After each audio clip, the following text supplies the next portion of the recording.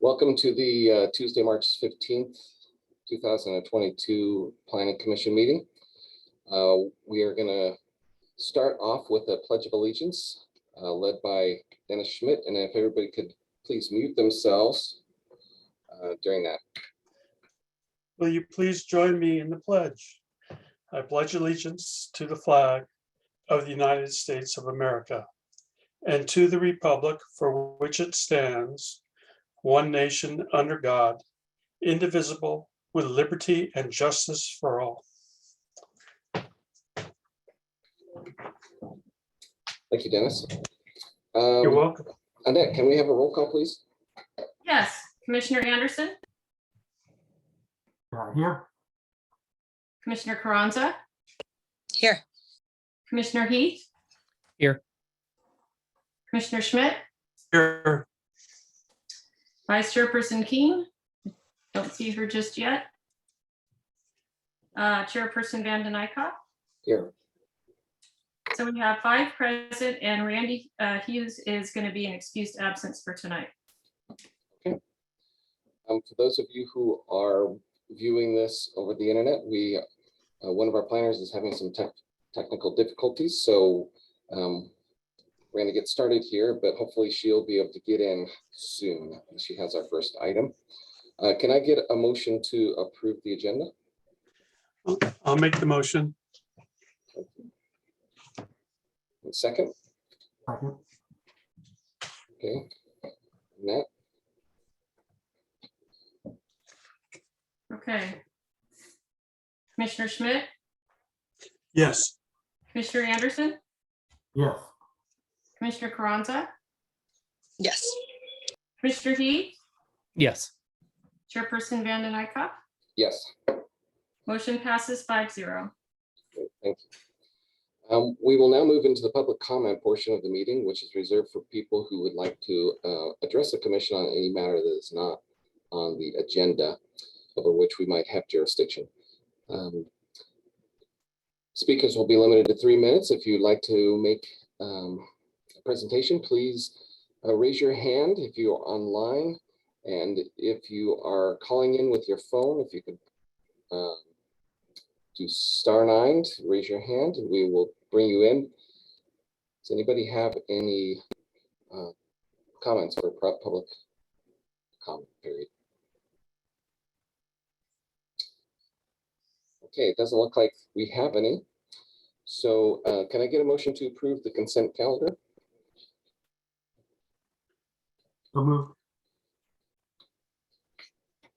And I'll second.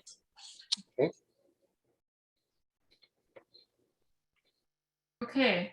Commissioner Anderson, Yes. Commissioner Carranza, Yes. Commissioner Heath, Yes. Commissioner Schmidt, Yes. Chairperson Vanden Eyck. Yes. Motion passes 5-0. Great, thank you. It looks like Commissioner Vice Chair Keen is coming online right now. So and we have a couple planners. So we're going to move into our public hearing portion of the meeting. For each of the following items, the public will be given the opportunity to speak. After a staff report, the chair will open the public hearing and invite the applicant or applicant's representative to make the comments. Members of the public will be invited to provide testimonies to the commission following the applicant. Speakers should state their name for the record and can address the commission for 3 minutes. After all public comments have been received, the public hearing will be closed and the commission will discuss the item and take appropriate actions. Well, we go ahead and start with some ex parte, and we'll go ahead and Annette, can we just check on all of them at the beginning? Or we have to do it with each item? Were you talking to me, Jeff? Yes. Can we do ex parte on all the items together, or do we have You to? should do it in front of each item, so, because we have to list it out Yeah, it separately. makes it a little easier. Yeah. Okay. And since I might suggest that the planning commission consider reordering the items, item number 3 first and then 2 following, as we don't have Okay. Bailey on yet. We'll keep working on getting her on if we can consider doing that. Okay, can I get a motion from somebody to alter the agenda? I'll make the motion to change the agenda items. So number 3 is 1, first item, number 2 will stay at 2, and number 1 will be 3.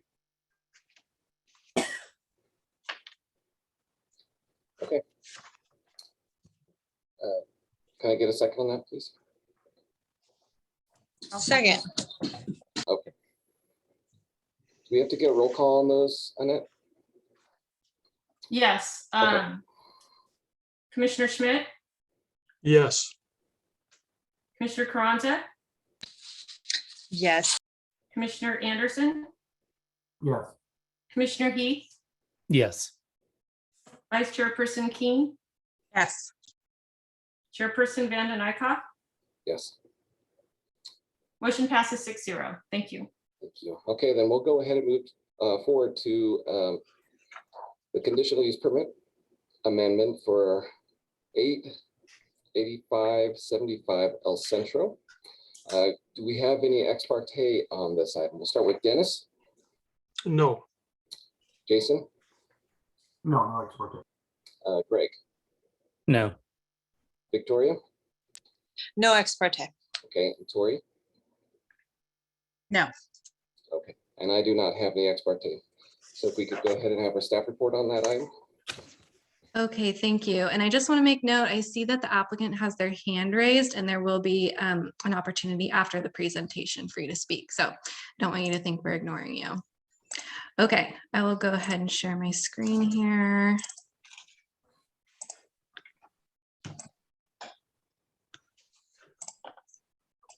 Okay, thank you. So this is an amendment to a previously approved conditional use permit, or actually we'll talk about the entire project, but it's at 8575 El Centro Road.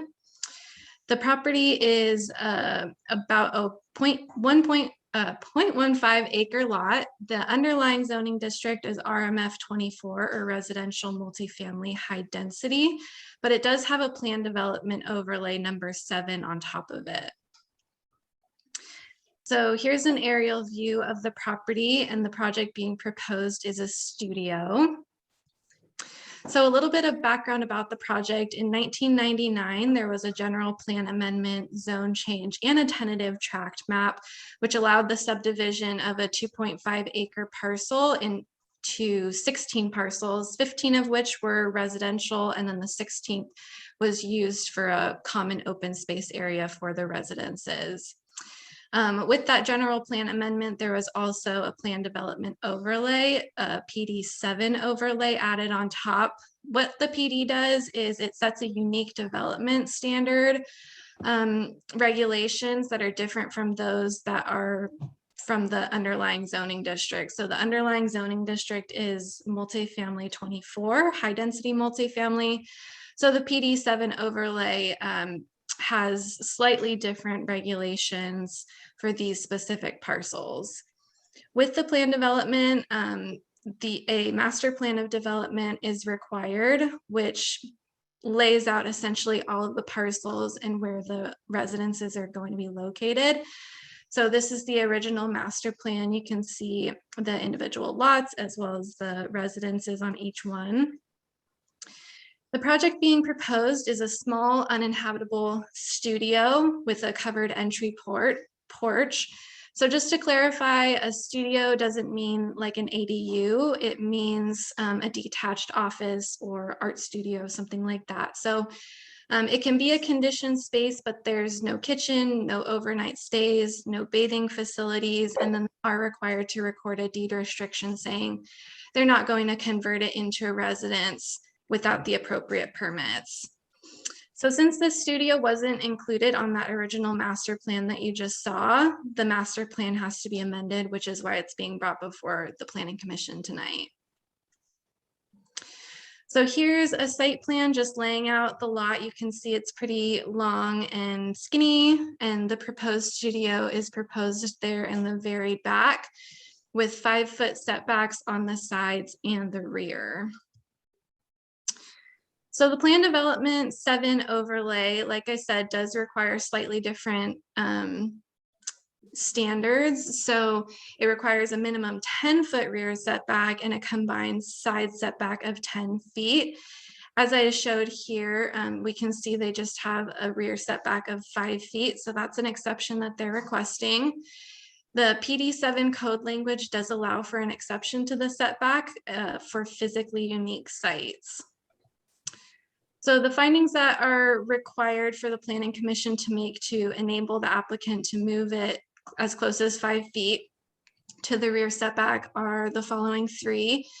That flexibility from the setback is necessary to enable the environmentally superior design alternative, that at least 50% of each individual lot will be landscaped, and then at least 60% of the net overall area will be landscaped. So our response to these findings are that additional grading would actually be required if the applicant were to relocate the building further from the rear property line. I'll show some pictures in just a second, but according to the design professional, moving the structure would require a stem wall as well as potentially a costly retaining wall, whereas without it, it doesn't require either of those. To our response to number 2, the total lot coverage, including the studio, is 33%, which leaves over 50% for landscaping. So it meets that second finding. And then there's no change to the net area of the overall development's landscaped area. So that is consistent with the third finding. So what I was talking about, and it's a little bit hard to depict, but there is an elevation change on the site from where the house actually sits to where the studio is going to sit. So the house actually sits probably about 5 feet lower than where the studio is going to sit. So the houses along El Centro sit a little bit lower than the houses behind them. So really, the structure is not, it's going to be pretty much at grade and maybe even a little bit lower than the properties, the homes behind this property. But in order to make sure that the structure is as hidden as possible, staff has added a condition that the applicant include landscape screening along that rear property line, just to make sure we're mitigating any negative visual impacts that might occur from the surrounding properties. But again, based on the topography, it might sit 5 feet above that 6-foot fence that surrounds the property. So the architecture of the studio is designed to match the existing home there. It has a composition roof, which matches the existing residence, hardy board siding, which will also again match the existing residence. And then you can see that covered entry there, which makes it look almost like a small home, but again, it's just a studio, not an accessory dwelling unit. And I just wanted to pull up this site photo. This is an older photo, but it's from Google, and it just shows that there really won't be any impact from El Centro. And here's some site photos. Again, it's hard to depict the change in topography, but you can sort of see that the site sits a little bit lower than the surrounding properties even. And then there's a fence. Those little trellises will be removed, but it will hardly be noticeable from the other properties. So staff has added conditions of approval in order to make sure that the project is built as approved tonight. And we can talk about those if the Planning Commission has any questions. The project is consistent with a previously adopted mitigated negative declaration that was adopted in 1999. So staff's recommendation is that the Planning Commission adopt the draft resolution approving the amendment to the master plan of development, allowing a detached studio at 8575 El Centro Road based on findings and subject to conditions of approval. As always, the Planning Commission can approve modifications to the project. The commission can determine that more information is needed and refer this item back to staff, or finally, the commission can deny the permit. And staff is available for questions. Thank you, Mariah. Are there any questions of Mariah or the staff?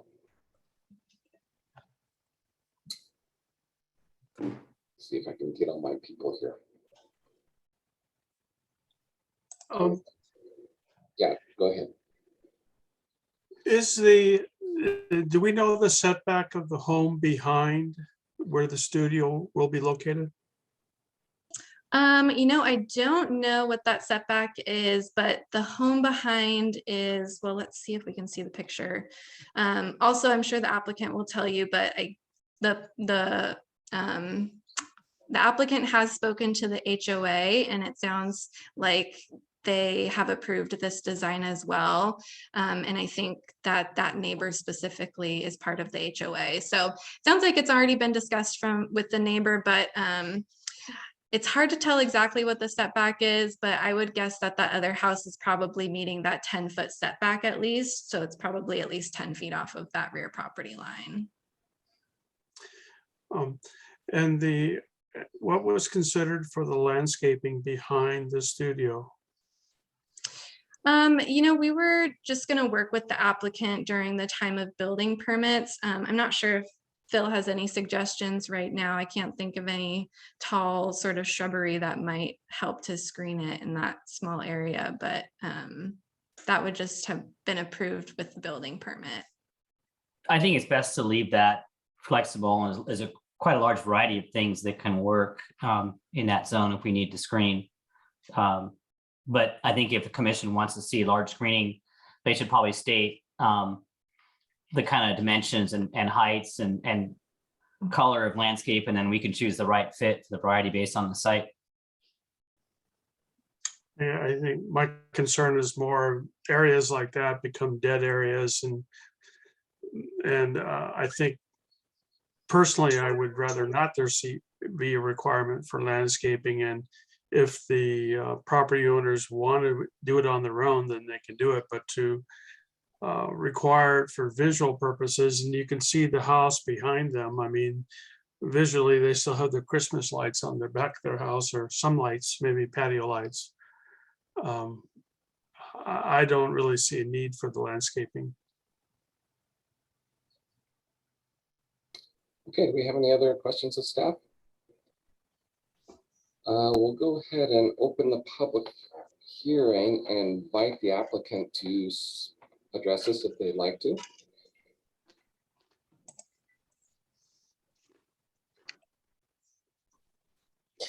Hello, this is Bright Hushing Klein. I am the co-owner with Marissa Bloom Hushing Klein. Is my video coming through? It is not. No. I don't think you can share your video. Well, that's a shame, because I am sitting currently in my backyard, and I'd be able to clarify a few things on behalf of Mariah and the commissioners and the chairman. Unfortunately, since you can only hear me, I won't be able to, but I believe the house is actually around 15, maybe so many as 20 feet from the back. And to piggyback onto Commissioner Schmidt's comment, I actually spoke with Van and Judy. Unfortunately, our backdoor neighbors, Van and Judy, who are participants in the HOA planning approval committee, could not be here because they are not as technically savvy as I am. But when I mentioned there would be the planting of additional vegetation, their first question was, well, isn't it possible for something else to be placed there? Because as of the present moment, there is, and can be seen in some of the photos, a willow sitting in the back left corner of our lot. Now, this willow drops leaves onto their property, and we've already had several discussions about the possible trimming or elimination of the willow tree. So I am a little bit hesitant on their behalf to agree to anything that involves further vegetation whose leaves blow into the adjacent lot. In addition, our house, because of its situation, and there is a 5-foot drop from the back into the middle, there is a sort of gentle slope here. But because of that, we exist in a wind tunnel, which blows our detritus through our lot onto the reverse lots behind us. Because of those factors, I don't know if placing plants there is the optimal solution. Now, as this is going to be used as a music studio by my wife, we are planning on making sure that the back is inaccessible, specifically because we don't want cats or other animals or people wandering around behind the studio if we have guests over. So we will be putting in privacy fences, but which I would love to speak to the people involved about, but it's just specifically for us. The question is whether or not vegetation behind the unit, especially considering the small area behind the unit and the existing plant life in the area, if that would be the best call for the preservation of privacy in the area, specifically because of the fact that the only windows on the unit are going to be looking at the back of my house and directly at the fences next to my house. Other than that, we fully intend on providing the irrigation plan and landscaping plan prior to beginning principal construction, so that should not be an issue. The only question that I would like to reiterate is whether the placement of screening vegetation is in the best interest of all the adjacent lots, who will have to share whatever detritus comes off of said vegetation, and whether or not that can safely be removed, as that would create a dead area that would be largely inaccessible and could possibly undermine the foundations of the surrounding the house, as well as the surrounding fence. I believe that's all. Hopefully my phone has not dropped a call, and I will lower my hand. Great. Thank you, Brandon. Looks like we have Mark Darius, his hand up. Mark, do you want to address us? Yeah, hi, thank you. I'm the architect on the project here. Good evening, commission and staff, and I want to thank Mariah for a very well done report. It's perfect, thank you. And I also want to thank Phil for all the time he spent with me on this project. This was a puzzler, but it looks like we finally got it figured out. To answer a couple of questions, Dennis, that house, it doesn't look like it from the picture here, but according to Google, it is approximately 20 feet off the fence, and this is the side property line to that particular house across the way. So there is, a 20-foot separation right there.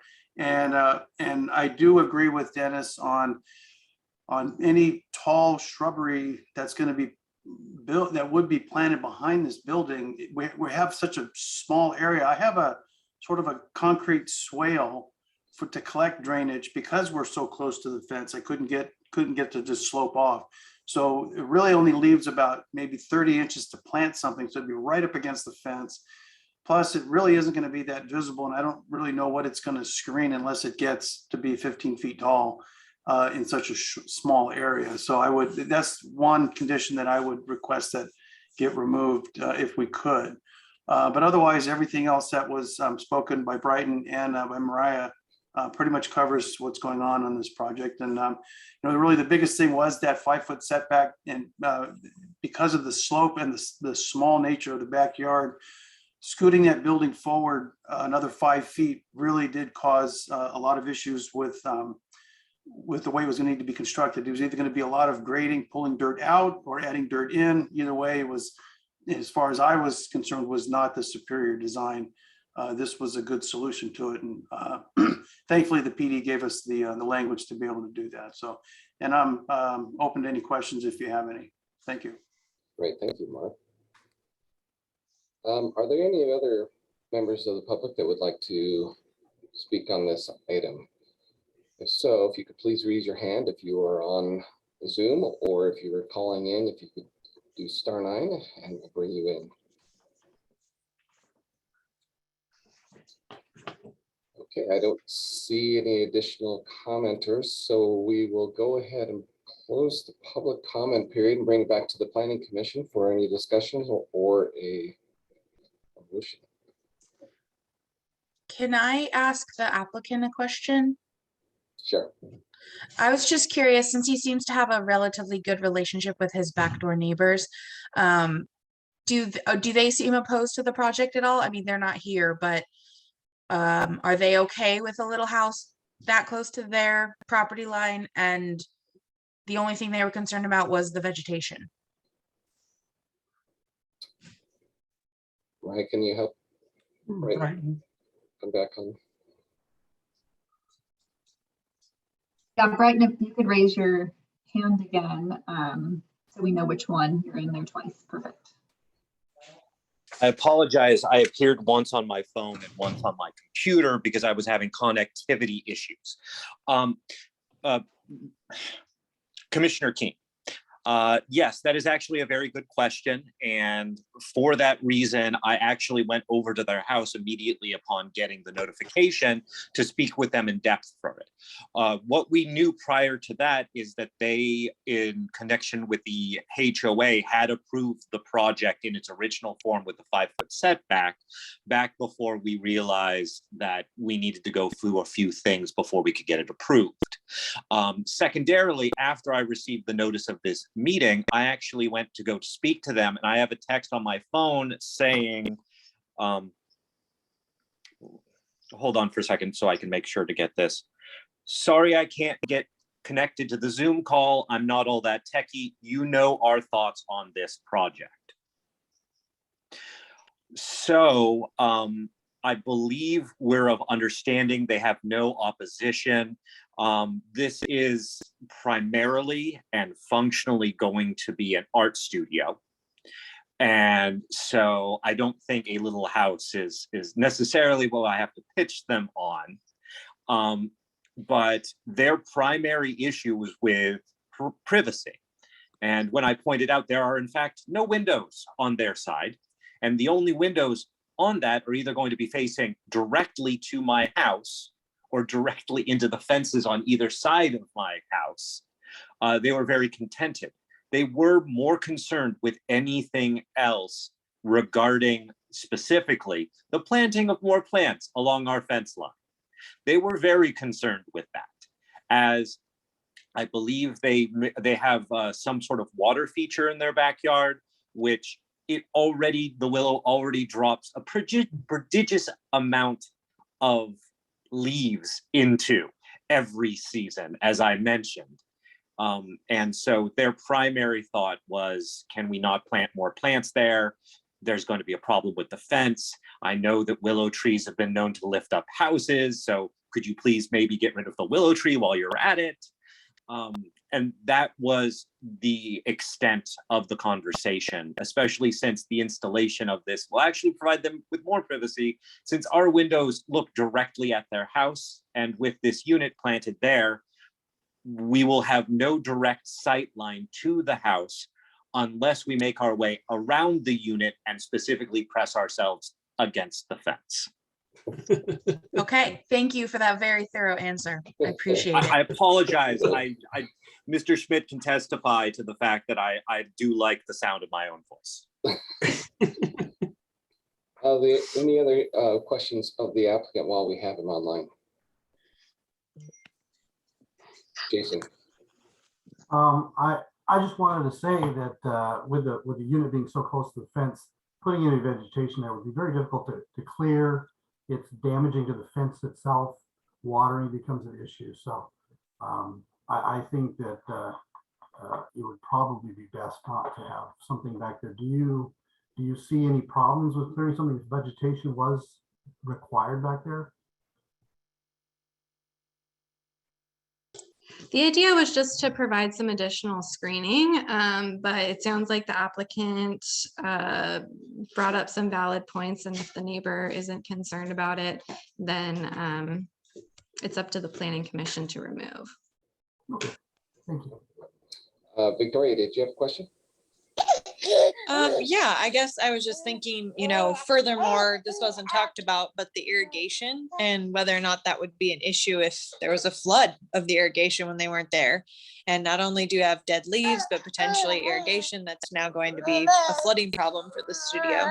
So wasn't sure if that was also another reason not to include it. Thank you, Victoria. My opinion is that also I see no need for this additional screening there, especially if they've already have an agreement with their neighbor. We can take care of it in some other way. So there is no other questions, somebody want to make a motion? Yeah, I'd like to make a motion, please. Thank you, Dennis. And that is for the planning commission of the city of Atascadero to adopt AMND 220023, the master plan of development ZCH 97005 to allow a detached studio at 8575 El Central Road based on findings and subjects to the conditions of approval, with the modification of condition number 10 to strike the second sentence in that condition and just leave, as it's shown on the screen, a landscape and irrigation plan shall be included with building permit submittal. Somebody want to second that? Second that. Okay, thank you, Jason. Annette?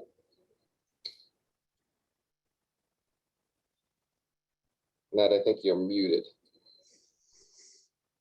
Can you hear me? Yes. Okay. Commissioner Schmidt, Yes. Commissioner Anderson, Yes. Commissioner Carranza, Yes. Commissioner Heath, I heard two Yes. yes. Vice Chairperson Keen, Yes. and Chairperson Vanden Eyck. Yes. Motion passes 6-0. Okay, thank you. Congratulations, Mr. Hirschenklein, and good luck on your project. We'll go ahead and move to our next item, which is conditional use permit for 8850 Santa Rosa Road, and we'll get some ex parte on this. Dennis, do you have any ex parte on this item? No. Jason? No expert. Greg? No. Tori? Unfortunately, no one contacted me about the cookies. I'm very sad. I was hoping for cookies. Victoria? No, none. No cookies either. Yeah, and I have none either. So if we could go ahead and we'll turn it over to staff for their staff presentation. Hello, everybody. Nice to see you all. I'm sorry for the technical difficulties I was experiencing earlier. I'm here to present on use 220024 for brown butter cookie. Let me go ahead and queue up the PowerPoint and we can get started. I'm confused about the address on Santa Rosa Road. Has that always been? I believe so. That may be a Phil question. I don't know. Yeah, I don't know about that 8850. I'm not sure. Why does that confuse? Why does that throw you off? Well, there is a driveway that touches the frontage street and the back of the building faces Santa Rosa Road. It kind of makes me wonder whether the construction yard behind it also has a Santa Rosa Road address, or It is does. It does. There's no street there. It's just a driveway that goes back.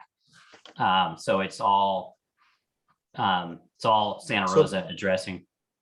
So both of the back of those buildings face Santa Rosa, and yet the deliveries of mail go off the frontage road. West front. Yeah, it's strange. I think that's the case. It's odd. Yeah, it's because there's a longer frontage on Santa Rosa. It is odd because you can't access the properties from Santa Rosa itself. That's interesting. Well, there's all kinds of reasons it's made that way. You would think from an emergency access standpoint, it'd be west front, but anyway, that's a whole nother discussion. We'll let Bailey present. Oh, you had, the presentation was up and now it went away. I know, it disappeared on me. Discuss amongst you. Okay, here we go again. Try sharing again and then just open the presentation up, see if that works. Yeah. And Dennis, during the presentation, can you mute?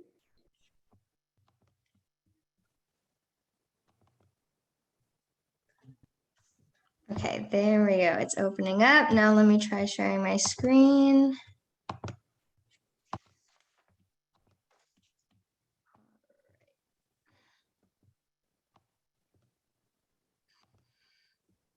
Here we All right, go. can And I just everyone put it- see that? Yeah, perfect. Looks great. Wonderful. Okay, so the proposed project consists of an application for a minor conditional use permit for a bakery, many know as Brown Butter Cookie Company at 8850 Santa Rosa Road.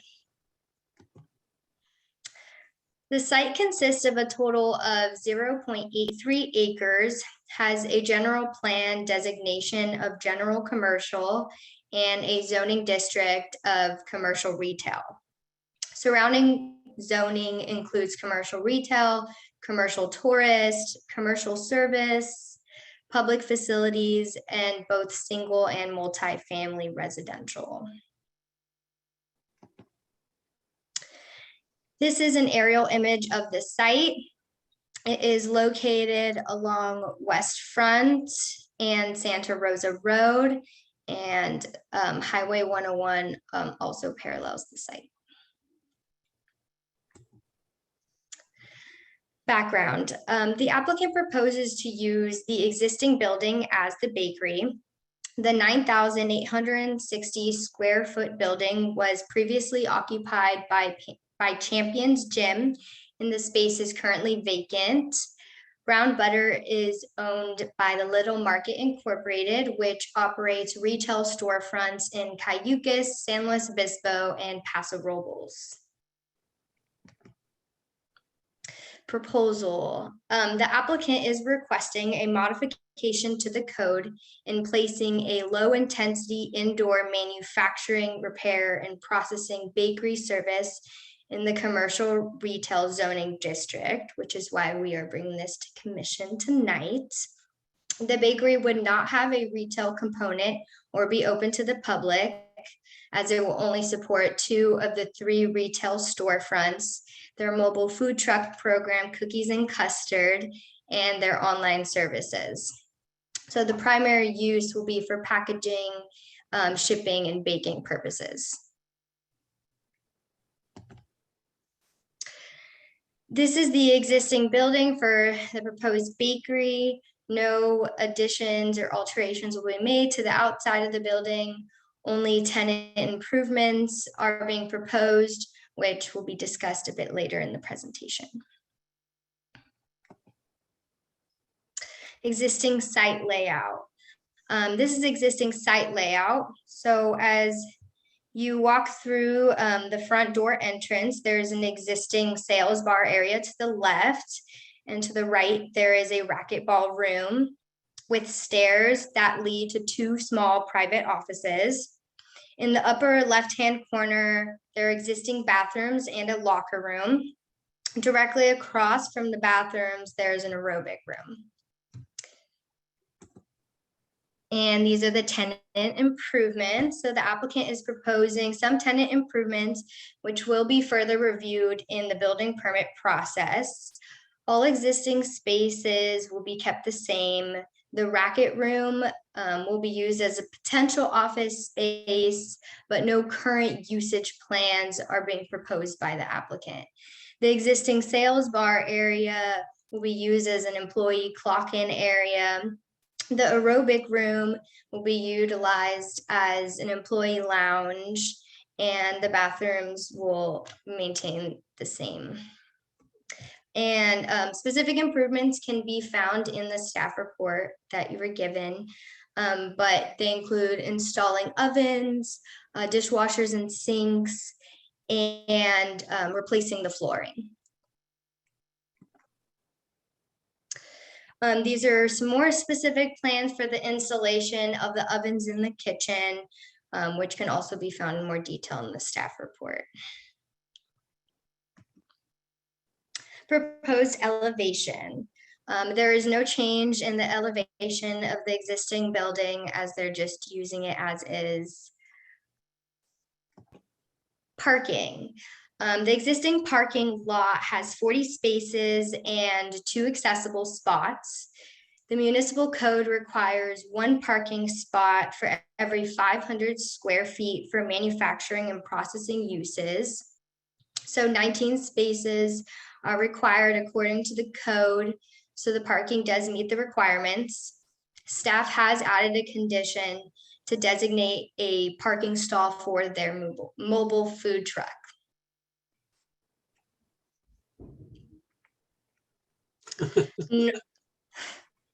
Noise. All baking, packaging, and shipping preparation will be completed indoors, so no noise is proposed to emanate to the outdoors.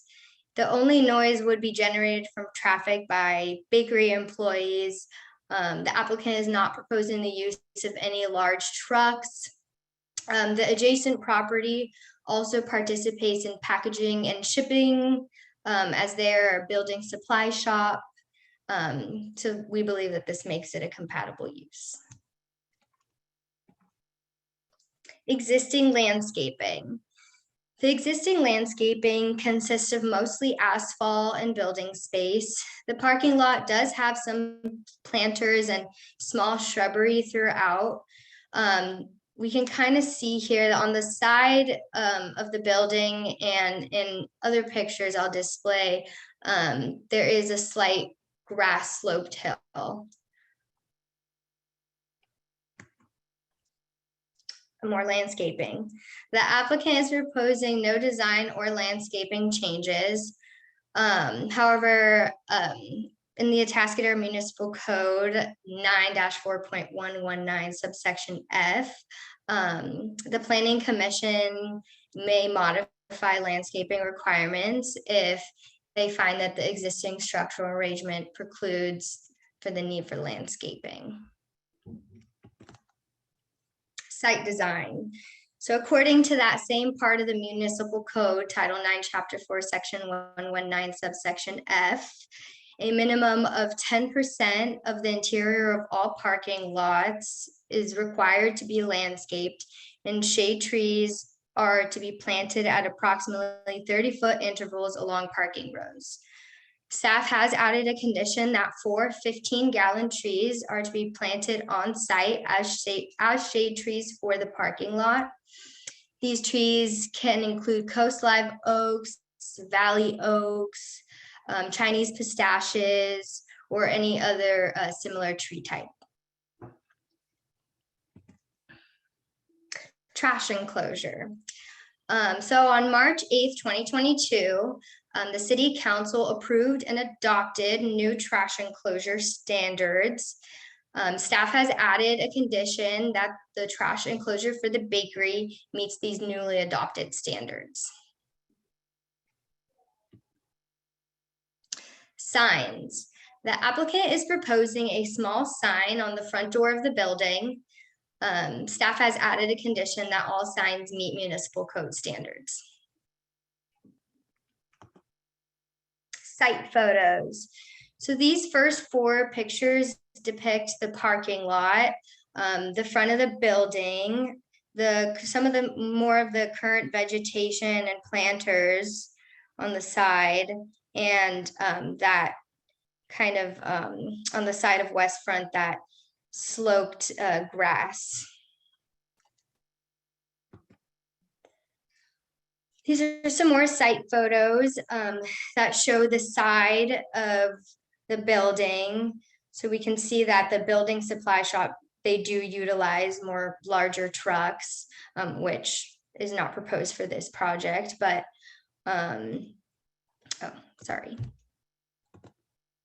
And then this is the rear of the building. The applicant is not proposing any changes or utilizations to the rear, probably mostly just employees getting some fresh air for a break.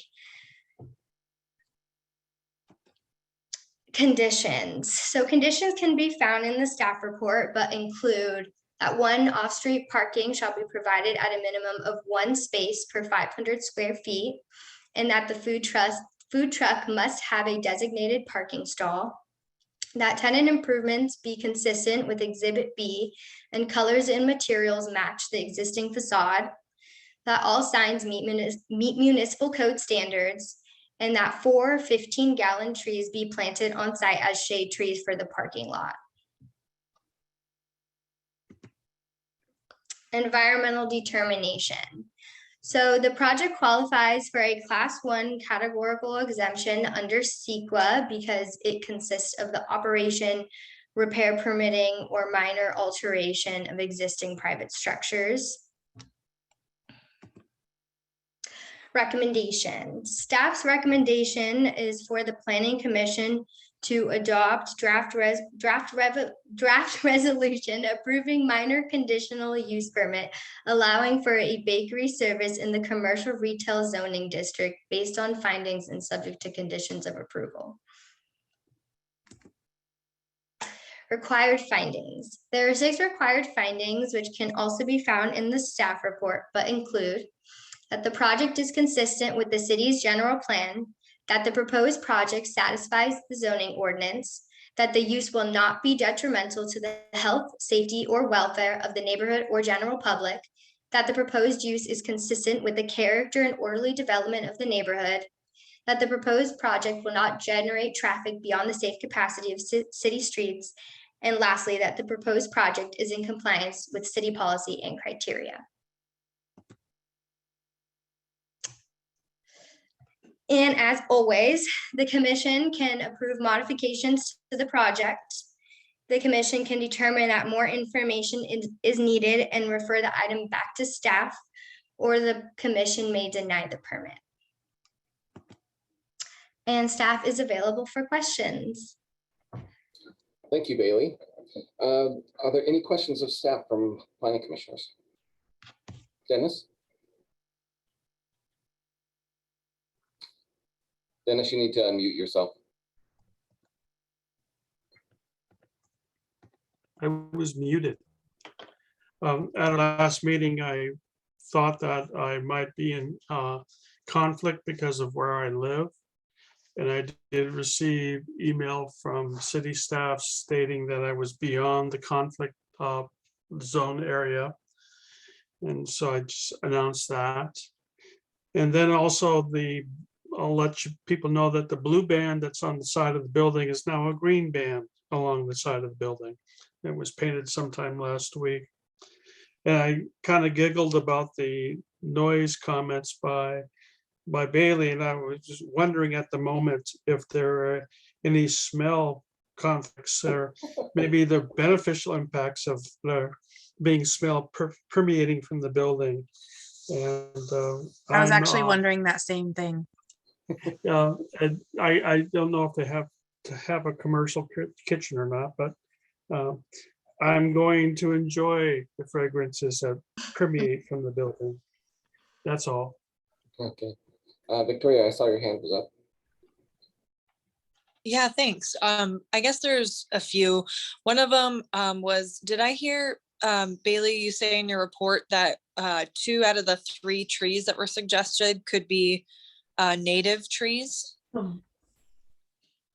Oh, yeah. 2 out of the, 2 of them, I believe. We have a list on the staff report of a couple other ones other than the Valley Oak, the oaks. There's a Chinese pistache. Right. And but I heard Coast Live and I think one other, and I was just curious. So the finding then would be that it would not compromise the parking lot to have those trees then in that zone? Yeah. Okay. Alrighty. And then I guess the other thing, oh my goodness, the landscaping. So they're not proposing anything new, but could you go back to that section where the pictures you took, where the large trucks that are from the other business? Yeah, this one. Yeah, just that upper right photo. I'm just curious that area in relation to the building. The side one right here? Right. Yeah, I don't believe that they're planning on using that. I think maybe Champions Gym originally was using that for something. But right now it's just kind of empty space. I don't believe that they're planning on using it. Is since it a the back bakery's door indoor. area where you were, is it a back door area where you would, you were saying that employees may or may not, step out that way? I'm just That- curious what that That's like space. yeah, that's another door, another like exit entrance area, but What you're seeing there Um, is actually it would be a fire access road that goes to the rear, and that is along Front Street. So the picture on the bottom right is the one of the rear of the building. The picture on the top right is the side facing Front Street, right? yes. Yeah. Yeah, I guess where I'm going with this is I'm just curious if there could be any landscaping improvement on that zone, if it is even visible to a lot of the public eye. And I just wasn't sure what that side space is really used for. So, okay. I'm quite familiar with this site. I had been a member of Champions for 25 years, and I would walk to the gym every day. This part of this property is also within Caltrans right away. And there is a culvert that crosses Santa Rosa Road, and drainage actually comes down on the very bottom right lower photograph. There's a slope that goes up to Santa Rosa Road, and you can, as you walk by, you can see a drainage pipe that comes down into this area. And then water, you can see in the very top right photograph that you can see the street light that's at Santa Rosa and Frontage Road. We're looking kind of southeast. This is actually drainage swell in this area. So the water comes from around the back of the building, comes down this side, and right at the front corner where the parking lot entrance is a large drainage structure that all this water comes into. And so below this area just now, this is work that Champions did probably over the last year. There used to be a drainage surface swell, and they now have, there is a drainage pipe that is underneath this road area. So I would be a little concerned about a lot of landscaping in this area and how the drainage pipe might attract roots and stuff in this area. And it's not visible from the road up above. You can see the frontage road up above. It's extremely high, and this area is extremely low. Unless you're walking by, you don't see it at all. One thing I'd like to add as staff is Brown Butter right now is going to be leasing this space. I'm not sure what control they have on the site. Ultimately they may, purchase the building. I'm not sure, but right now they may not have ultimate control on how they deal with the property, but something just to keep in mind. Tori, I see your hand is up. Yes. So first, I just want to clarify that we're getting a bakery, but we're not getting cookies. Okay, so Yes. now that that's clear.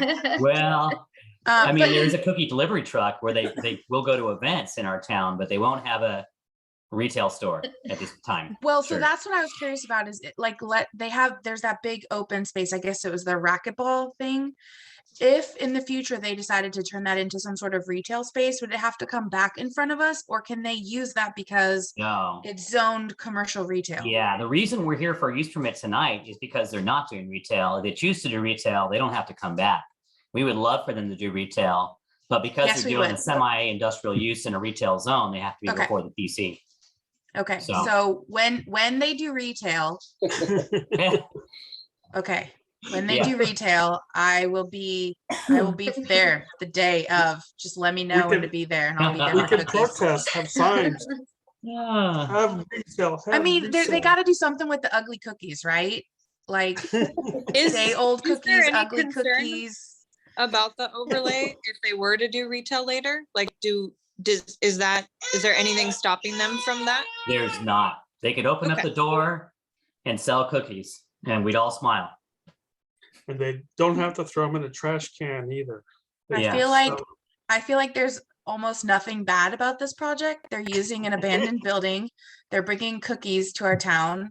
Dennis gets to smell cookies every morning with his coffee, and everyone will be happy. So yeah, I mean, thank you, Brown Butter Cookie Company, for using the space. Jason, I just have a couple of comments. First, if is Dennis gonna walk every day to this building now that there are cookies there? I ride my bike by it now. It's a habit. And second, does anybody see the irony of a former gym becoming a cookie company? Not that I'm against it, but I just think it's great. I did think it was funny in Bailey's report that it will not be detrimental to the health, safety, and I just kind of laughed. I was like, I don't know. That is the finding. Well, but they're not selling cookies here in Slow and Cayucas and Paso. That's where they'll eat all the cookies. They just won't eat them here. So our residents are I don't fine. know. We could hold up the trucks before they leave. Thank you, everyone. We'll go ahead and open this up to open up the public hearing, and if the applicant is on and would like to address us, they can do that this time. Looks like we have Tracy Hosey.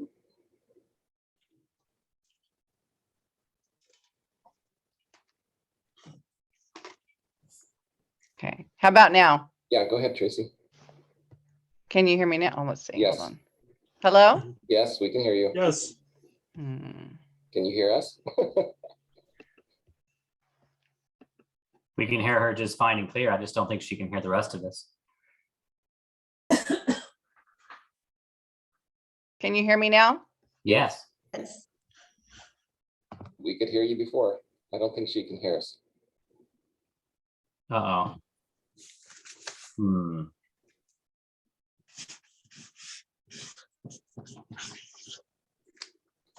Tracy, we could hear you fine. I don't know if you could hear us though. I don't know. Can't see my sign says yes. No, can't see your sign. Sorry, having problems. Can you hear us now?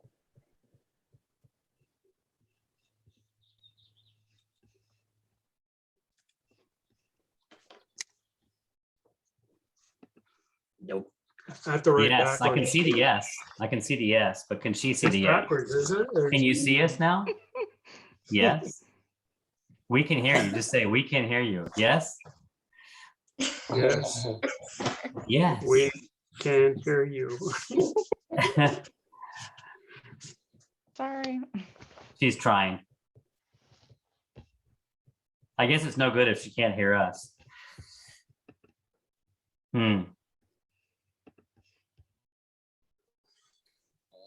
Well, Kelly, are you back there in the background somehow, pulling some strings? Can you hear me now? Yeah, Can you hear me now? yeah, Yes, I can't hear myself, but we can hear you. thank you. I can't really hear you anymore. I kind of fell off the video. We can hear you though. Go ahead.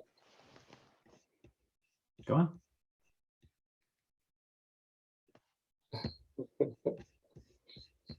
Yeah, Phil, I'm here, but I'm not in the background trying to pull strings because I think it's probably something on Tracy's end. It is, I know. I'm only teasing. Yeah, it's Yeah, on her Mariah, side. Mariah has direct Where's- contact. with What's Tracy. Phil's phone number again? Oh, we can do that. Actually, that whole thing. Yeah. Just have her call you. I don't have her. Shoot, do you have her 99. phone number? Bailey, do you have her phone number? I think I might. Yeah. If you call her, and she can call me on my cell phone, 805-470-3488. If you find her number. We You all can have call it, me. right? Tracy Hosey, 995-2076. Oh, is that what it is? Okay, I'm just gonna call her. 995-2076. Is that 805? It must be. Okay, let me call her and we'll just have her talk through the phone.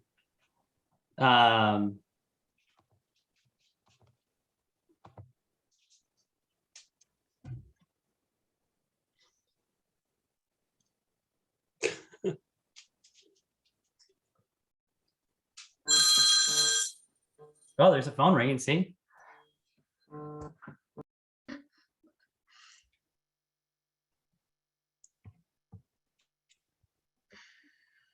Question is, will she answer if she she doesn't know who it is? You have reached the Brown Butter Cookie Company. Located at 98. Uh-oh, that's the business number. Downtown Cayuga. Bummer. Daily from 9 a.m. until 6 Did you p.m. order cookies? and Christmas days Well, Hmm. I would love to hear from Tracy and give her the opportunity to speak, but also I think that it won't make much difference in what we're. I'm not sure we need more convincing to let in the Yeah. cookies. Well, if she can hear us, she's welcome to call me at 805-470-3488, and we can patch her in through my phone.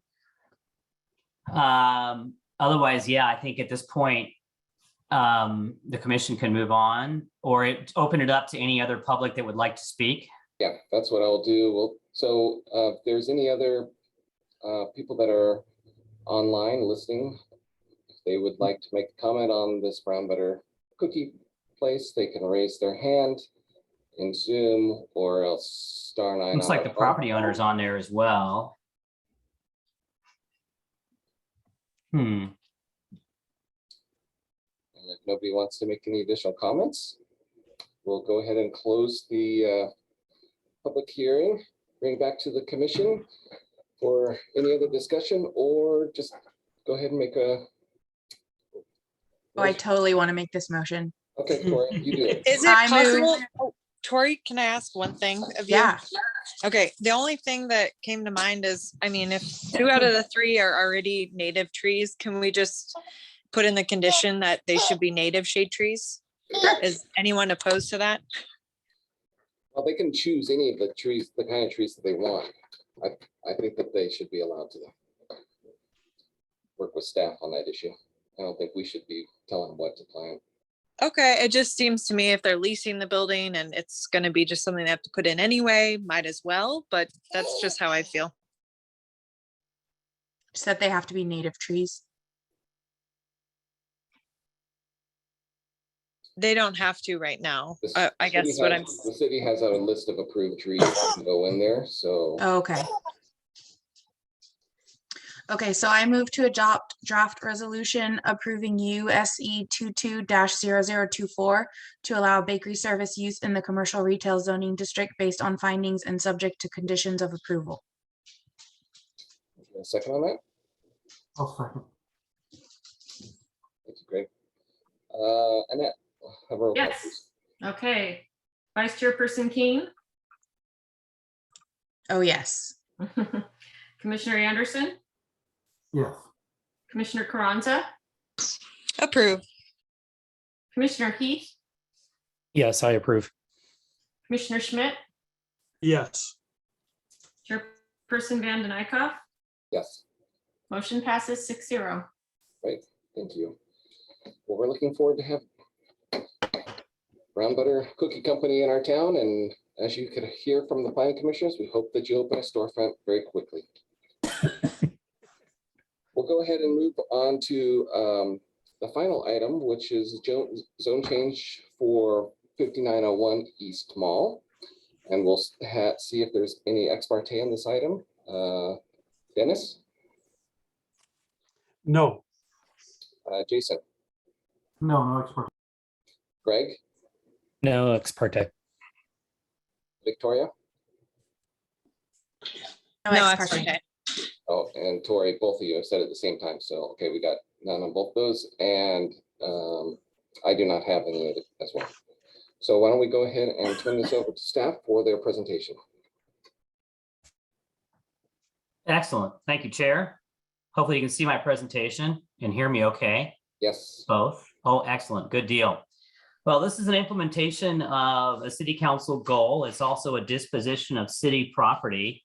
It's a really interesting proposal that we're thinking about doing. It's really about a plan for the future, trying to enrich downtown. And this involves the vacant lots right around Centennial Plaza. You might have noticed in recent months that the city went ahead and demolished an old building there, an old structure. And for some time, we've been talking about a plan for those areas, for that property that's been around Centennial Plaza. It's been a bit of a hot spot. We've had a lot of, little issues over there during COVID, just the lack of, presence there. There's been just a few things that have happened over there. It's not been the cleanest area, but now it's kind of cleaned up and we've got some plans to really activate it. So the plan, kind of a 4-step plan that the council endorsed recently was, first of all, remove the abandoned structure. We did that in December. come back and adopt the planned development zoning district to really guide development, and then proceed through a process that's called the Surplus Land Act process. Anytime the city has properties they want to sell or give away, we have to go through this Surplus Land Act process to first offer the properties to developers of affordable housing. The state requires us to do that. And then in this case, once we go through that process, we can actually release the properties. And in this case, we're going to try and invite development proposals for those sites for something that's really consistent with downtown, so we can really enrich that particular area, because it's a key spot right across the street from City Hall, right at Sunken Gardens, right at the Plaza, right at the creek. So here's a little map of kind of giving you some bearings of where we're at. There's the City Hall parking lot across the street from us. There's actually a total of 5 vacant lots, in addition to a lot that is on the actual plaza itself. And they're little tiny lots. They're 25 feet wide by 100 feet. Now, one of them is actually separately owned. It's owned by Trevor O'Malley. That's Tom O'Malley's son, actually. He's owned that for many years there. And that's the one just directly adjacent to Dr. Pamberg's office, the orthodontist right there. A little closer look at those properties. The one in blue is the privately owned one. The ones in red, including the plaza, which I don't have outlined, they're the ones that are in public ownership. The city actually, a few years ago, had the opportunity to pick these properties up through a tax sale. They were formerly Kelly Gearhart-owned properties. There was a lien on them. And through the tax sale of unpaid property taxes, we were able to purchase those properties. And we did that with the intent of doing something towards economic development for the future of the city. So the council, several years ago, they also adopted an action plan. And one of the items in their action plan was to develop land use options for the reuse of the city-owned properties near Centennial Plaza. So what we're basically doing is taking their action plan, putting it to use, and actually doing something. These are some other policies there that they had about fiscal sustainability that they adopt when they do their council action plan every couple of years. Additionally, there's a number of general plan policies that speak to the downtown, obviously promoting the downtown as our cultural, entertainment, and commercial center, providing mixed-use pedestrian scale zoning and development standards for the downtown, encouraging all kinds of great uses. I mean, it's been years since we've talked about the lack of nightlife around our park and different uses that we want to see in there. Now here's an opportunity where we can actually play a part in that without displacing folks that are down there today. So what our zoning right now allows in our downtown, it really focuses on a retail environment. Some of the uses that you see around the park, they're non-conforming uses, they're ground floor offices. Right now we allow retail, we allow food and beverage, which is the restaurants, the bars, the breweries, the wineries, entertainment uses, which could be music halls and movie theaters and all those things, personal services like hairdressers and barbers and massage. And then above the ground floor, just like what we have seen in La Plaza, we allow residential. We also allow lodging, vacation rentals, things like that. So that right now, our downtown list is pretty thorough, pretty good mixture. And then on the other side of the creek, as you head out towards Highway 41, we have another mixture of uses where we allow offices. But this part of the downtown is a little more restrictive. But what we're thinking about doing is putting another zoning layer on this property to really kind of narrow down the list of uses and play with the architecture a little bit so we can guide the architecture before we sell off these properties. Now, I mentioned to you earlier about the Surplus Land Act and offering the property for developers of affordable housing. By zoning, it can't be an affordable housing site on the ground floor. Someone could do 2 or 3 affordable units upstairs, but the properties are so tiny, the density is not there to do a big affordable project. And it's not going to garner the interest of affordable housing developers. They need properties that develop 30, 40, 50, 100 units. This property can't do that. It can't sustain that. It's too small. And there's not the parking in addition. So PD, we just went through kind of a bit of a PD discussion. PDs can refine land uses as long as you stay consistent with the general plan, and they can adopt really specific design standards. They can make the design standards a little more flexible, and they create that as an incentive. And in this case, we want incentives. We want to attract something really cool, a cafe, a restaurant, eating and drinking establishment, vacation rentals, really interesting things that can bring activity and make that space a vibrant part of downtown. So what we've done as staff, and this is based on city council's direction, we've come up with a list of land uses, kind of scaling back what is generally allowed and making it a little more refined for the ground floor, and then looking also at the second floor. And so we're talking about restaurants, which would be artisan foods and products, bar, tavern, eating and drinking places, which is also restaurant, general retail. Now, general retail overall in the downtown is pretty wide. So we're thinking about drawing that down a little bit. And the two notes down below, number 1 and 2, talk about, kind of refining that. Microbrewery, brew pub, tasting room, winery. Now about refining, what we would instill here is that we actually have something that's actually open. Minimum operating hours. Unfortunately, some of our businesses downtown, even though they're retail, they've chosen not to actually have open hours.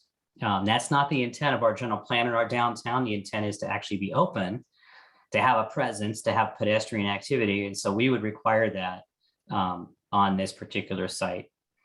And that we wouldn't allow things that are closed in the evening, like a building materials or hardware, medical supplies, office supplies, other items that just don't really work with the synergy for what we're looking for from around the park. Especially since the intent is really to let these properties go at a really good rate, reduce even the fees on these properties, and really try and stimulate something to happen and really incentivize that. Now, above the ground floor, we still are going to allow multifamily dwellings. We could allow lodging. We could allow live work unit. We could allow offices and things like that. It's not as important on those upper floors, but still want to refine kind of what could go there. And again, we can also play with the design parameters. Keep a little setback so we can have outdoor dining. These sites are so small, we don't want to lose them to on-site parking. Right now in our downtown, restaurants and retail uses don't require parking. The intent is that they park on the street, they park in a parking lot. And in fact, you may be aware that our downtown enhancement project is going to add 130 parking spaces to El Camino Real. So the intent is to not lose valuable property like this by the creek, right by City Hall for parking, and instead allow development to occur there, not to require the parking. But if someone has residential units upstairs, those are the one things that do require parking. In this case, we're saying that parking should be off-site. Height, 45 feet is the proposal. Thinking about City Hall, it's pretty tall. It's like 45 feet. Tori, you've got your hand raised. You want to? Yeah. I'll leave it up to the chair whether he'll let you talk. It's up to Jeff. He's muted, so what's he saying? Tori will go ahead and wait until Phil's done with his presentation before taking. Oh, okay. All right. I'm almost done. I'm pretty quick anyway. So there's our building height that we're proposing. There's also a number of site and building design details. I'm not going to read through all of these, but essentially what we're saying is we'd really like to see one development cover at least several of these sites, if not the entire site, and even bridge over the plaza with a unique design with an archway and keeping some design flexibility, but making something really interesting, multi-storied, have setbacks on upper stories, and something that complements City Hall but doesn't duplicate City Hall. Recessed building entries, transom windows, a traditional storefront look, and then really having something that invites the outdoor dining. A few more other, building design issues that are on here, topics. One of the things the City Council wanted was incorporating a public restroom that can be provided to customers during business hours in a location that's accessible from the ground floor. I know over the years, people have asked for public restrooms to be part of our park and separate, and it's really difficult when they're separate. So one of the things we could do here is combine it with an open business, and then you don't get that lack of presence and the maintenance issue that you would with a public restroom. The other ones are just basic details that we would normally have regarding native trees, stormwater, building coverage, and backflow devices. The other thing that we're talking about here is a potential incentive where if we get the right land uses that they can defer their development impact fees and their capacity charges. with those particular land uses. And we're talking about this for other areas in our downtown as well right now, and found that that is a viable option. It doesn't trigger prevailing wage, and it's something we can do. And that's huge on a project, a development project like what we're assuming here. Your development fees might be, you know, by the time there's capacity fees charged and all of the impact fees might be $100,000. So that's quite a bit, in addition to the fact that the land could be a really good deal. Surplus Land Act, I want to touch on that real quick. It's Assembly Bill 1486. It requires a city that would first consult with developers of affordable housing whenever we declare a property to be surplus. So we'd have to basically offer it to them. That takes 60 days to go through that process. Once we do this PD, after we go through city council, staff is going to start this immediately. Now, just because we offer it to affordable housing doesn't mean they can build affordable housing. They still have to follow the zoning. So the commercial has to be on the ground floor and the only residential would have to be upstairs. And given the density of the site, it would really only be 3 or 4 units over that entire property. So just not enough to make it viable. So in summary, what we're trying to do here is we're trying to guide and incentivize development that'll help activate the downtown. We do intend to sell these sites for private development and then go through the Surplus Land Act process before, you know, after we do this PD. And then really what we're going to want to do is invite people to submit proposals to the city, and we would select a proposal for them to proceed and purchase this property and develop the sites. So that's really it. The action we're recommending would be an adoption of the Planning Commission resolution. We do intend to go to City Council in April with this particular proposal. And again, back to the sequence, we're just following the sequence of events that the council has asked us to do. But I'm sure you want to talk about some of these design parameters, some of the proposed land uses. And at this point, I'm open to questions. Thank you, Phil. So we'll go ahead and open it to questions. We'll go to Tori first, and she had the first question. Oh, you're muted. I didn't want to forget my question. So my first question is, so for the parking, if they build residential on that area, would they be able to use the parking lot that's right next to it as parking? Or is that restricted just to City Hall? It's not restricted just to City Hall. And I don't want to say yes, and I don't want to say no, because I don't really have that control. I think it would be up to City Council whether we want to enter into a space rental of our parking lot. And we would be thinking that if we did, it would be for evening hours only for residential, which makes sense because it's empty at night. And so that certainly is a potential. The same potential exists for Colony Square. The same potential that could exist for Bank of America parking lot, which has 100 empty spaces all the time. And they potentially could ask for a parking waiver. So we could talk about all kinds of options. But yeah, I mean, City Hall parking lot would be the most realistic. And I would hope that the city could resolve that issue.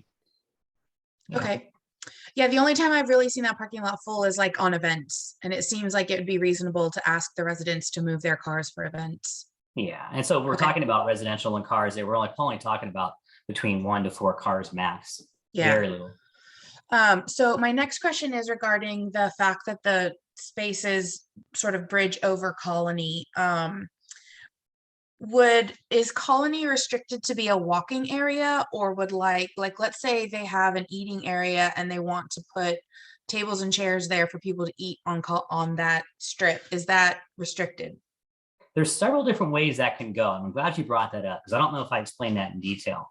The city could actually choose to sell that center parcel area, but mandate that an easement be retained over it so that we have pedestrian access allowed through it for the public, but that they can encroach on it anytime they like, as long as they retain a reasonable pedestrian access way of 10 feet, for example, or whatever the fire department's going to run and require in there.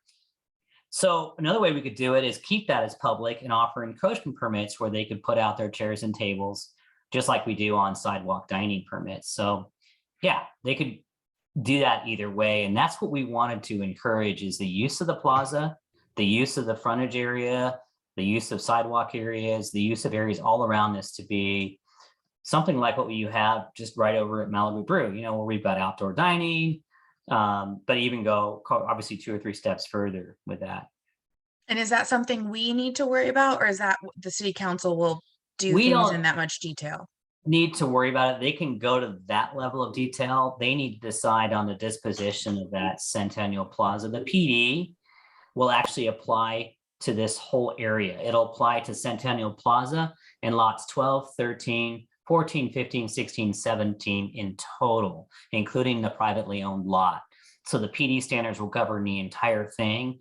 Now, whether they decide to sell that parcel number 14 or retain it, that is going to be up to the city council. And, so- you know, and the encroachments would be allowed either way, whether we just didn't sell it, we still would allow encroachments through our encroachment permit process.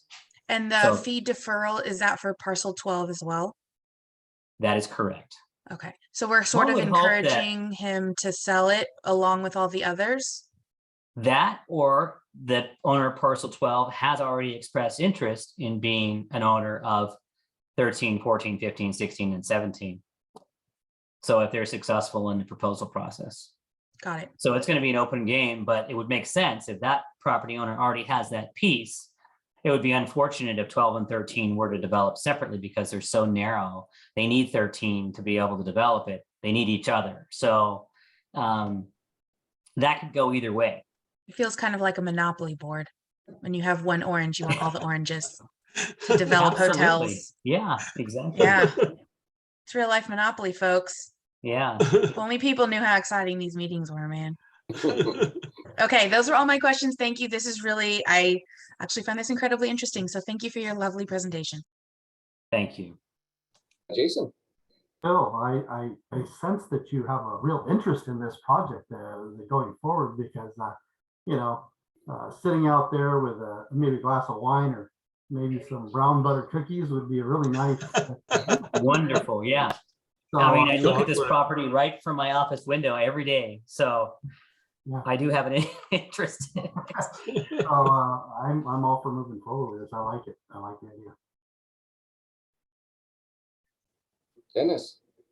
Yeah, some comments has this been presented to the school district? It has not. It has not Is been there- presented to the school district. Is there any conflicts with the proposed uses being and the relationship to the school? Not that we are aware of. In fact, this area has been a little area of concern for the school, the fact that it's non-occupied, and the fact that we've had a little bit of transient activity here, and the school children, you do use it to walk back and forth in here. We feel that something along these lines that had a 24-hour presence, mixed use, possibly a coffee shop, cafeteria, restaurant space would tremendously improve any of that situation. I'm looking at this particular exhibit. What is, there is a horizontal line that seems like it's 20 feet off of the back of the property lines. Is that an alleyway? Yeah, there's basically a space back there. There is an easement that runs through the back of that property. And it kind of goes along there. There's like an access easement. And then there's the rest of the creek reservation, which is actually, once you cross over that line and go towards the creek, that is leased to the Historical Society of Atascadero, but owned by the city. And I forget that other easement there, that line there. It's kind of an access portion back there. I think it's actually a fee strip, and I'm kind of wondering about the orthodontist office, It's in being it. across Yeah. the property line there in that Yeah, it's particular odd. location. I forgot But, the details on how that works. I believe it's probably a fee strip that was shown on the original map. Might be. I'm going to defer to Jeff on stormwater maybe.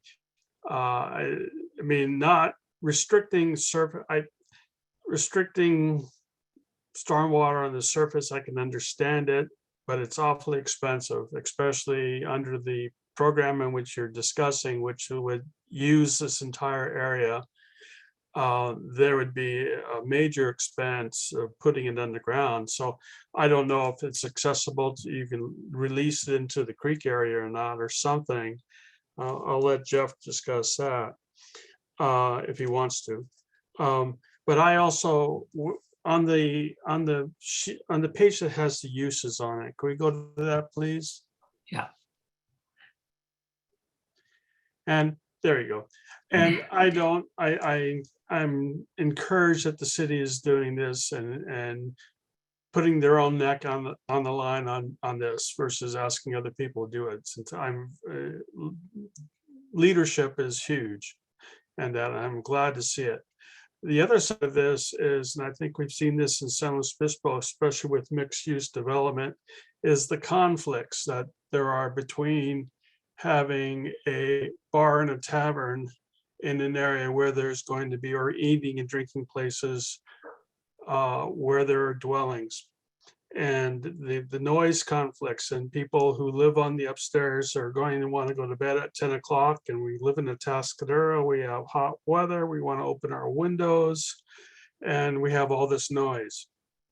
And so I can understand the mixed use of wanting maybe to put dwellings in there, but I would discourage that completely, and I would stick more with offices and things, and maybe more of you have lodging, hotel, motel, some more temporary dwelling, living quarters versus permanent, for that reason only, because again, it becomes noisy, and there's an inherent conflict that you're creating when you have the two together.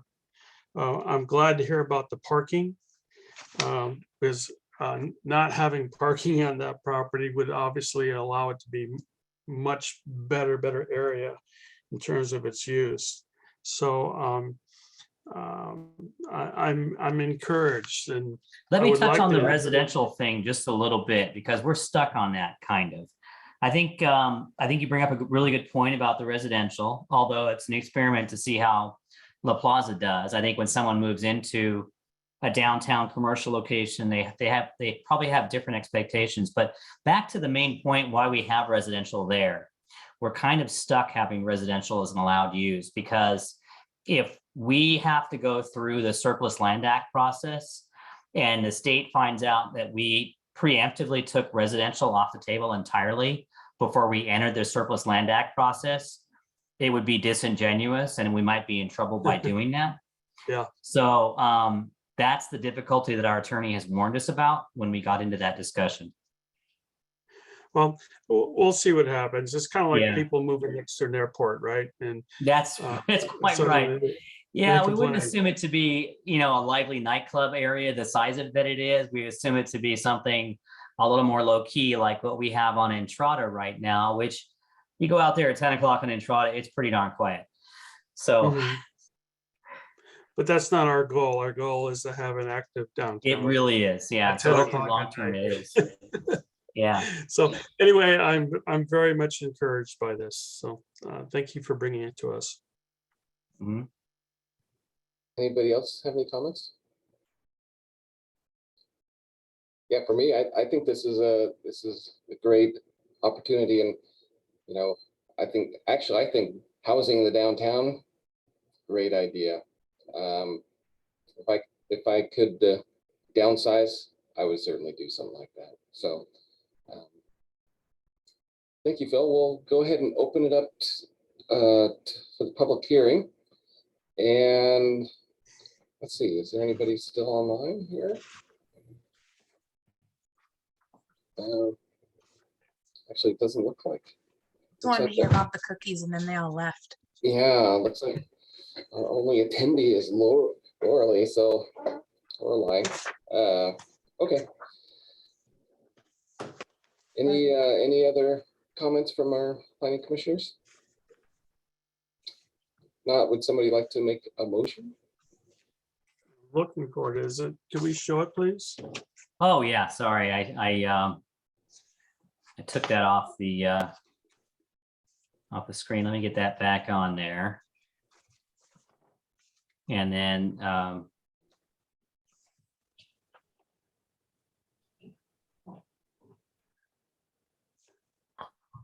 And I'll blow that up a little bit. Whoop, I think No. Jason wants to do this. there. You see that? Yep.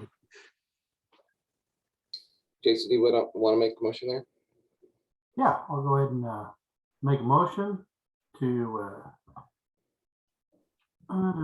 adopt text amendments to Title IX, establishing a planned development 36 overlay zone for the vacant surrounding Centennial Plaza, based on findings and subject to the future approval of a master plan of development. Can I get a second on that? I'll second it. Okay. Annette, can we have a roll call, please?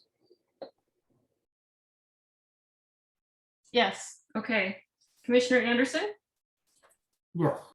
Commissioner Heath, Yes. Commissioner Carranza. I don't see You her. must have stepped away for a moment. She might have You- stepped away. Commissioner yeah. Schmidt. Yes. Oh, there's Commissioner Carranza. Is that a yes? Yeah, I couldn't hear anything. I guess I was having a tech issue. That's a yes. Okay, thank you. And then Vice Chairperson King Yes. and Chairperson Vanden Eyck. Yes, So motion passes 6-0. thank you. I'm really looking forward to that. Get some life in our downtown. Yeah, it seems like a nice addition. Phil, do you have a director's report for us? I want to bring up the same topic I brought up to the DRC, and that's to be virtual or not. We don't have the option of being hybrid yet due to technological shortfalls, but we do have the option of being all in person now or remaining all virtual. So I'm going to leave that up to the commission. Staff can do this either way. And so you might want to consider that. And then if you have any other questions about other development projects that are happening, I'd be happy to answer those as well. Okay, thank you, Phil. Well, let me just give my 2 cents on this, and I did on the DRC as well. I personally really like this format. I mean, I would love to get together, see everybody for sure. But one thing I have noticed in the 3 or 4 years I've been on the planning commission is that we've had a lot more people involved in these Zoom meetings than we ever did when we were in person. We often would have just 1 and sometimes 0 people that would ever show up. And I think that we get a lot more participation. And from my standpoint, I think that's always a good thing, is have more public input in these things. And since we can't do a hybrid, my feeling is that we should just stick with this for the time being. But if anybody else has any comments or thoughts on that. I have comments, of course. I agree. I mean, as a mom, this format is way easier for me because I can pick up my kids, get them home, get them dinner, and then they can go do their thing. And my husband can come home whenever he ends up getting home. And it's not nearly as stressful because I just tell them I'm in a meeting, go away, and they do.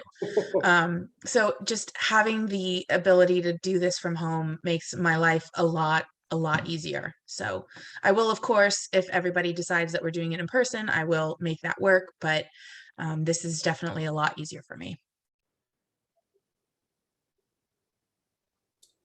Well, Phil, it looks like we'll probably just stick with this format for the meantime. All good. Okay, well, thank you, everyone. It's good to see everybody. And do we have a meeting scheduled? Our next meeting is scheduled for the 5th. Do we have any items that are coming up for that meeting?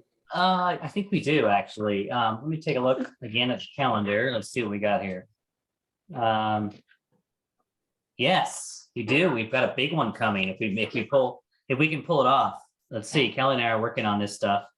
It's the accessory dwelling unit discussion and ordinance and Senate Bill 9. We're actually going to take all the state stuff together, put it in one box and bring it to you. All the changes they did to the accessory dwelling unit and the Senate Bill 9 and into our local code. Our council has already adopted an interim ordinance on this temporarily, but we're going to bring you some suggested language for a permanent ordinance on those things. So that could be a lot of discussion. We're ironing that out now. So. Any like fun stuff like ice cream or cookies or? No, just government code. Oh, well, you know, that's a close second to ice cream Yeah. and cookies. Yeah. I'm actually So- very excited for this one too, Restaurant. because we need to build an ADU for my mother-in-law. So I'm going to be taking notes. Well, thank you everyone for showing up. We'll go ahead and adjourn our meeting until we meet on April 5th. Okay. Bye-bye, everyone. Thank you. Bye. Everyone.